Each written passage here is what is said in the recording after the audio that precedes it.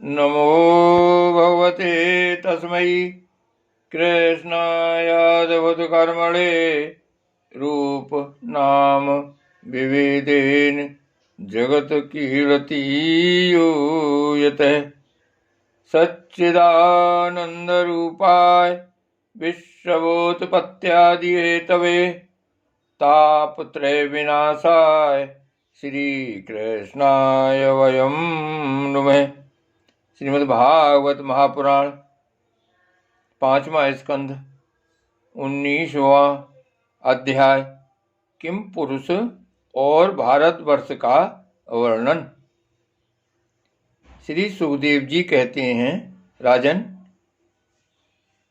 किम पुरुष वर्ष में श्री लक्ष्मण जी के बड़े भाई आदि पुरुष सीता हृदयाभिराम भगवान श्री राम के चरणों की सन्निधि के रसिक परम भागवत श्री हनुमान जी अन्य किन्नरों के सहित अविचल भक्ति भाव से उनकी उपासना करते हैं। वहाँ अन्य गंधर्वों के सहित आरिष्टसेन उनके स्वामी भगवान राम की परम कल्याणमयी गुण गाथा गाते रहते हैं।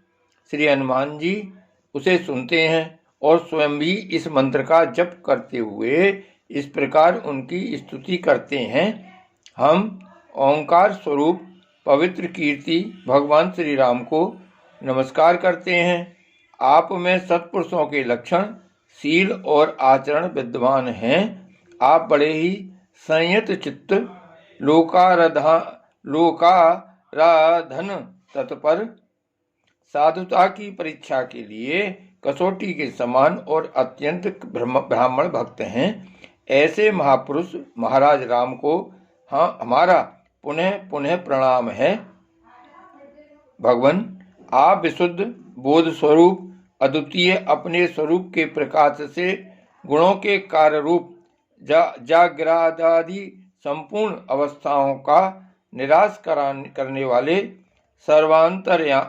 सर्वांतरात्मा, परम शांति, शुद्ध बुद्धि से ग्रहण किए जाने योग्य, नाम रूप से रहित और अहंकार शून्य हैं। मैं आपकी शरण में हूँ। प्रभु, आपका मनुष्यावतार केवल राक्षसों के वध के लिए ही नहीं है। इसका मुख्य उद्देश्य तो मनुष्यों को शिक्षा देना है।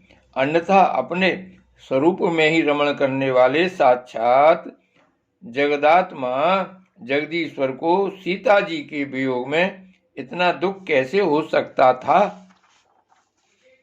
आप धीर पुरुषों की आत्मा और प्रीतम भगवान वासुदेव हैं। त्रिलोकी की किसी भी वस्तु में आपकी आसक्ति नहीं है। आप न तो सीता जी के लिए मोह को ही प्राप्त हो सकते हैं और न लक्ष्मण जी का त्याग ही कर सकते हैं। आपके ये व्यापार केवल लोक शिक्षा के लिए ही हैं। लक्ष्मणाग्रज उत्तम कुल में जन्म, सुंदरता, वाक चातुरी, बुद्धि और श्रेष्ठ योनि, इनमें से कोई भी गुण आपकी प्रसन्नता का कारण नहीं हो सकता। यह बात दिखाने के लिए ही आपने इन सब गुणों से रहित हम वनवासी वानरों से मित्रता की है। देवता, असुर, वानर अथवा मनुष्य कोई भी हो, उसे सब प्रकार से श्री राम रूप आपका ही भजन करना चाहिए, क्योंकि आप नर रूप में साक्षात श्री हरि ही हैं और थोड़े किए को भी बहुत अधिक मानते हैं। आप ऐसे आश्रित वत्सल हैं कि जब स्वयं दिव्य धाम को सिधारे थे तब समस्त उत्तर कौशल वासियों को भी अपने साथ ही ले गए थे। भारतवर्ष में भी भगवान दयावश नर नारायण रूप धारण करके संयमशील पुरुषों पर अनुग्रह करने के लिए अव्यक्त रूप से कल्प के अंत तक तप करते रहते हैं।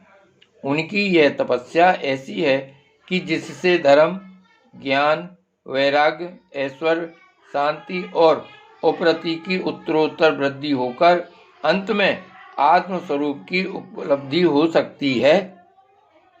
वहाँ भगवान नारद जी स्वयं श्री भगवान के ही कहे हुए सांख्य और योग शास्त्र के सहित भगवान महिमा को प्रकट करने वाले 5 रात दर्शन का सावर्ण मुनि को उपदेश करने के लिए भारतवर्ष की वर्णाश्रम धर्मावलंबनी प्रजा के सहित अत्यंत भक्तिभाव से भगवान श्री नर नारायण की उपासना करते और इस मंत्र का जप तथा स्तोत्र को गाकर उनकी स्तुति करते हैं। ओंकार स्वरूप, अहंकार से रहित, निर्धनों के धन, शांत स्वरूप ऋषि प्रवर भगवान नर नारायण को नमस्कार है। वे परमहंसों के परम गुरु और आत्मा रामों के अधीश्वर हैं। उन्हें बार बार नमस्कार है। यह गाते हैं, जो विश्व की उत्पत्ति आदि में उनके कर्ता होकर भी कर्तृत्व के अभिमान से नहीं बंधते, शरीर में रहते हुए भी उसके धर्म, भूख, प्यास आदि के वशीभूत नहीं होते तथा दृष्टा होने पर भी जिनकी दृष्टि दृश्य के गुण दोषों से दूषित नहीं होती, उन असंग एवं विशुद्ध साक्षी स्वरूप भगवान नर नारायण को नमस्कार है। योगेश्वर हिरण्यगर्भ भगवान ब्रह्मा जी ने योग साधना की सबसे बड़ी कुशलता यही बतलाई है कि मनुष्य अंतकाल में देहाभिमान को छोड़कर भक्तिपूर्वक आपके प्राकृत गुण रहित स्वरूप में अपना मन लगावे। लौकिक और पारलौकिक भोगों के लालची मूल पुरुष जैसे पुत्र, स्त्री और धन की चिंता करके मौत से डरते हैं, उसी प्रकार यदि विद्वान को भी इस निंदनीय शरीर के छूटने का भय ही बना रहा तो उसका ज्ञान प्राप्ति के लिए किया हुआ सारा प्रयत्न केवल श्रम ही है। अतः अथोच्छज आप हमें अपना स्वाभाविक प्रेम रूप भक्ति योग प्रदान कीजिए, जिससे कि प्रभु इस निंदनीय शरीर में आपकी माया के कारण बद्ध मूल हुई दुर्भेद अहंता ममता को हम तुरंत काट डालें। राजन, इस भारतवर्ष में भी बहुत से पर्वत और नदियां हैं, जैसे मलय, मंगलप्रस्थ, मैनाक, त्रिकूट, ऋषभ, कूटक, कौलल्क, सहय, देवगिरी, ऋष्यमुख, श्रीशैल, वेंकट, महेंद्र, बारिधार, विंध्य, श्रुतिमान, ऋक्षगिरी, पारियात्र, द्रोण, चित्रकूट, गोवर्धन, रैवतक, ककुंभ, नील, गोकामुख, इंद्रकील और कामगिरी आदि। इसी प्रकार और भी सैकड़ों हजारों पर्वत हैं। उनके तट प्रांतों से निकलने वाले नद और नदियां भी अगणित हैं। ये नदियां अपने नामों से ही जीव को पवित्र कर देती हैं और भारतीय प्रजा इन्हीं के जल में स्नान आदि करती है। उनमें से मुख्य नदियां ये हैं: चंद्रबसा, ताम्रपर्णी, अवटोदा, कृतमाला, वैहायसी, कावेरी, वेणी, पयस्विनी, करावर्ता, तुंगभद्रा, कृष्णा, वीर्ण्या, भीमरती, गोदावरी, निर्विंध्या, पयोष्णी, तापी, रेवा, सुरसा, नर्मदा, चर्मणवती, सिंधु, अंध और श्रोण नाम के नद, महानदी, वेद स्मृति, ऋषिकुल्या, त्रिसामा, कौशिकी, मंदाकिनी, यमुना, सरस्वती, दशद्रवती, गोमती, सरयू, रोदस्वती, सप्तवती, सुषोमा, शतद्रु, चंद्रभागा,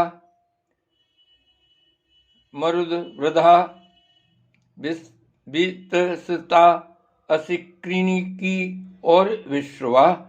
इस वर्ष में जन्म लेने वाले पुरुषों को ही अपने किए हुए सात्विक, राजस और तामस कर्मों के अनुसार क्रमशः नाना प्रकार की दिव्य, मानुष और नार की योनियां प्राप्त होती हैं, क्योंकि कर्मानुसार सब जीवों को सभी योनियां प्राप्त हो सकती हैं। इसी वर्ष में अपने अपने वर्ण के लिए नियत किए हुए धर्मों का विधिवत अनुष्ठान करने से मोक्ष तक की प्राप्ति हो सकती है। परीक्षित, संपूर्ण भूतों के आत्मा रागादि दोषों से रहित अनिर्वचनीय निराधार परमात्मा भगवान वासुदेव में अनन्य एवं अहेतुक भक्तिभाव ही यह मोक्ष पद है। यह भक्तिभाव तभी प्राप्त होता है जब अनेक प्रकार की गतियों को प्रकट करने वाली अविद्या रूप हृदय की ग्रंथि कट जाने पर भगवान के प्रेमी भक्तों का संग मिलता है। देवता भी भारतवर्ष में उत्पन्न हुए मनुष्यों की इस प्रकार महिमा गाते हैं। आह, जिन जीवों ने भारतवर्ष में भगवान की सेवा के योग्य मनुष्य जन्म प्राप्त किया है, उन्होंने ऐसा क्या पूर्ण किया है अथवा इन पर स्वयं श्री हरि ही प्रसन्न हो गए हैं। इस परम को सौभाग्य के लिए तो निरंतर हम भी तरसते रहते हैं। हमें बड़े कठोर यज्ञ, तप, व्रत और दान आदि करके जो यह तुच्छ स्वर्ग का अधिकार प्राप्त हुआ है, इससे क्या लाभ है। यहाँ तो इंद्रियों के भोगों की अधिकता के कारण स्मृति शक्ति छन जाती है।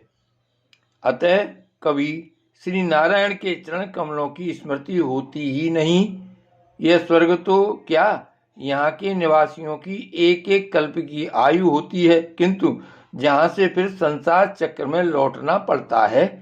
उन ब्रह्मलोक आदि की अपेक्षा भी भारत भूमि में थोड़ी आयु वाले होकर जन्म लेना अच्छा है, क्योंकि यहाँ धीर पुरुष एक क्षण में ही अपने इस मृत शरीर से किए हुए संपूर्ण कर्म श्री भगवान को अर्पण करके उनका अभय पद प्राप्त कर सकता है। जहाँ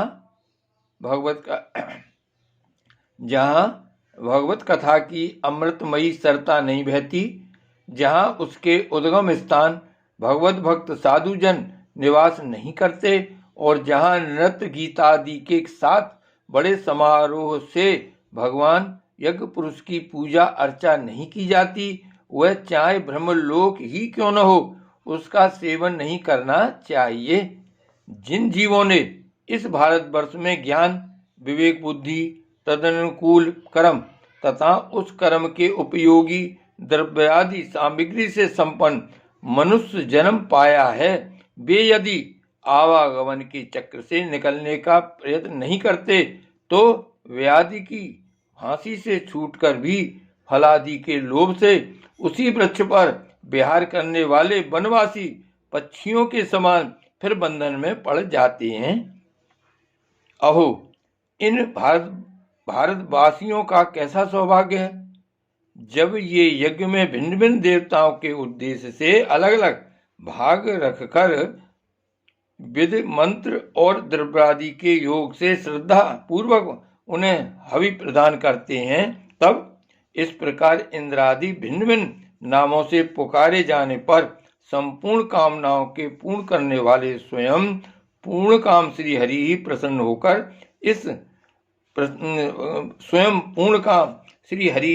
होकर उस हवि को ग्रहण करते हैं। यह ठीक है कि भगवान सकाम पुरुषों के मांगने पर उन्हें अभीष्ट पदार्थ देते हैं, किंतु यह भगवान का वास्तविक दान नहीं है, क्योंकि उन वस्तुओं को पा लेने पर भी मनुष्य के मन में पुनः कामनाएं होती ही रहती हैं। इसके विपरीत जो उनका निष्काम भाव से भजन करते हैं, उन्हें तो वे साक्षात अपने चरण कमल ही दे देते हैं, जो अन्य समस्त इच्छाओं को समाप्त कर देने वाले हैं। अतः अब तक स्वर्ग सुख भोग लेने के बाद हमारे पूर्वकृत यज्ञ, प्रवचन और शुभ कर्मों से यदि कुछ भी पुण्य बचा हो तो उसके प्रभाव से हमें इस भारतवर्ष में भगवान की स्मृति से युक्त मनुष्य जन्म मिले, क्योंकि श्री हरि अपना भजन करने वाले का सब प्रकार से कल्याण करते हैं। श्री सुखदेव जी कहते हैं, राजन, राजा सगर के पुत्रों ने अपने यज्ञ के घोड़े को ढूंढते हुए इस पृथ्वी को चारों ओर से खोदा था। उससे जम्मू द्वीप के अंतर्गत ही 8 उपद्वीप और बन गए, ऐसा कुछ लोगों का कथन है। वे स्वर्णप्रस्थ, चंद्र शुक्ल, आवर्तन, रमणक, मंदर, हरिणी, पांचजन, सिंहल और लंका हैं। भरत श्रेष्ठ, इस प्रकार जैसा मैंने गुरुमुख से सुना था, ठीक वैसा ही तुम्हें यह जम्मू द्वीप के वर्षों का विभाग सुना दिया। श्री भागवत भगवान की जय। श्री गोवर्धन नाथ की जय। श्री वल्लभाधीश की जय। परम दयाल गोसाई जी महाराज की जय। श्री गोकुलनाथ की जय। श्याम स्वरूप श्री अम्बे महारानी की जय। जय जय श्री गोकुलेश, जय जय श्री गोकुलेश।